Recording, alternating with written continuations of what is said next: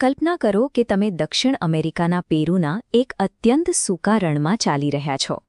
જમીન પર માત્ર લાલ અને કાળા સામાન્ય પથ્થરો જ દેખાય છે. પણ જેમ જેમ તમે આકાશ તરફ ઊંચે જાઓ છો, આ અસ્તવ્યસ્ત પથ્થરો અચાનક એક વિશાળ અને આયોજનબદ્ધ કેનવાસમાં ફેરવાઈ જાય છે. આ 150 ફૂટ લાંબા કરોડિયાને જુઓ. તેનો દરેક પગ અને શરીરનો આકાર અદ્ભુત ભૌમિતિક ચોકસાઈથી જમીન પર કોતરવામાં આવ્યો છે. અને અહીં પૃથ્વી પર અંકિત થયેલું એક વિશાળ હમિંગબર્ડ છે. તેની લાંબી ચાંચ શિયાળાની ઋતુના સૂર્યોદયની દિશામાં એકદમ સચોટ રીતે નિર્દેશ કરે છે. આ વાંદરાની આકૃતિ પર નજર કરો. તેની જટિલ અને ગોળાકાર પૂંછડી એક ફૂટબોલના મેદાન કરતાં પણ વધુ જગ્યા રોકે છે. અહીં સૌથી મોટો પ્રશ્ન એ ઊભો થાય છે, 2000 વર્ષ પહેલાં જ્યારે ઉડવાની કોઈ જ ટેકનોલોજી અસ્તિત્વમાં ન હતી, ત્યારે માણસોએ આટલી વિશાળ અને માત્ર આકાશમાંથી જ સંપૂર્ણ રીતે સમજી શકાય તેવી ડિઝાઇન શા માટે બનાવી?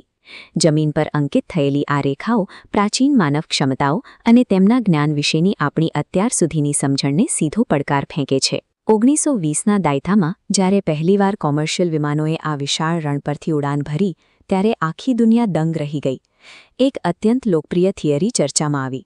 શું આ વિશાળ રેખાઓ પરગ્રહવાસીઓ એટલે કે એલિયન્સ માટેના એરપોર્ટ હતા? આ સીધી એકબીજાને છેદતી ભૌમિતિક પટ્ટીઓ જુઓ. તે આબેહૂબ આધુનિક રનવે જેવી દેખાય છે. આ સામ્યતાથી જ એલિયન થિયરીને બળ મળ્યું.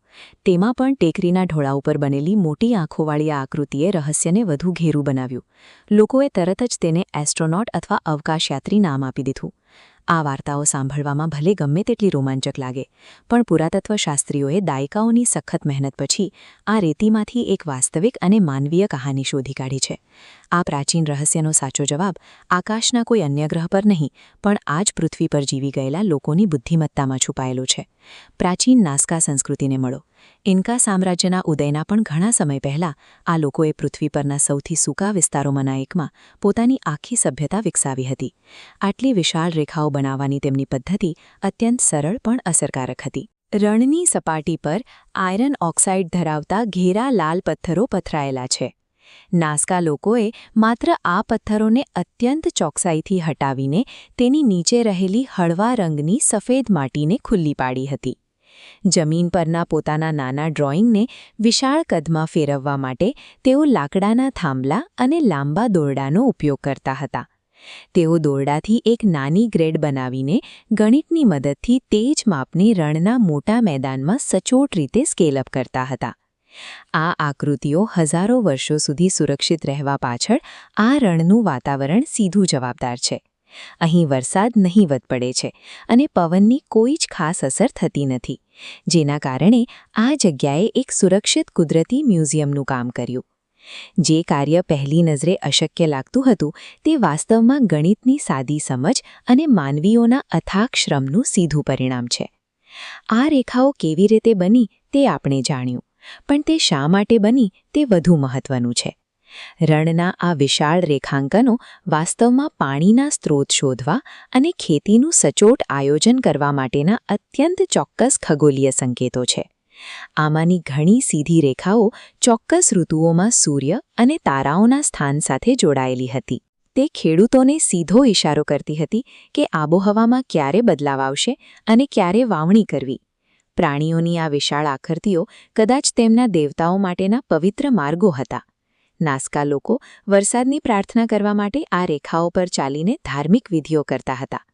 આપણને ખાતરી છે કે આ પ્રતીકો તેમની સંસ્કૃતિનો અભિન્ન હિસ્સો હતા, કારણ કે આબેહૂબ એવી જ ડિઝાઇન તેમના રોજિંદા વપરાશના માટીના વાસણો પર પણ જોવા મળે છે.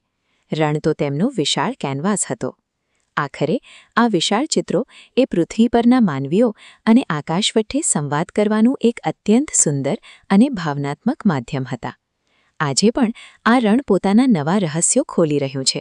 ડ્રોન અને આર્ટિફિશિયલ ઇન્ટેલિજન્સ એટલે કે એવી કમ્પ્યુટર સિસ્ટમ જે ડેટાનું પૃથક્કરણ કરીને નવી પેટર્ન જાતે જ ઓળખી શકે છે, તેની મદદથી વૈજ્ઞાનિકો એવી આકૃતિઓ શોધી રહ્યા છે જે માણસની આંખો ક્યારેય જોઈ શકી ન હતી.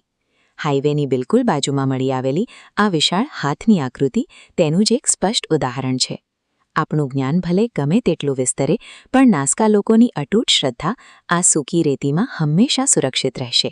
નાસ્કા લાઇન્સ આપણને એ વાતની યાદ અપાવે છે કે માનવીની કલ્પના શક્તિ અને કંઈક અદ્ભુત સર્જન કરવાની તેની ખેવના સમયના સૌથી કઠોર વહેણ સામે પણ અડીખમ ઊભી રહી શકે છે.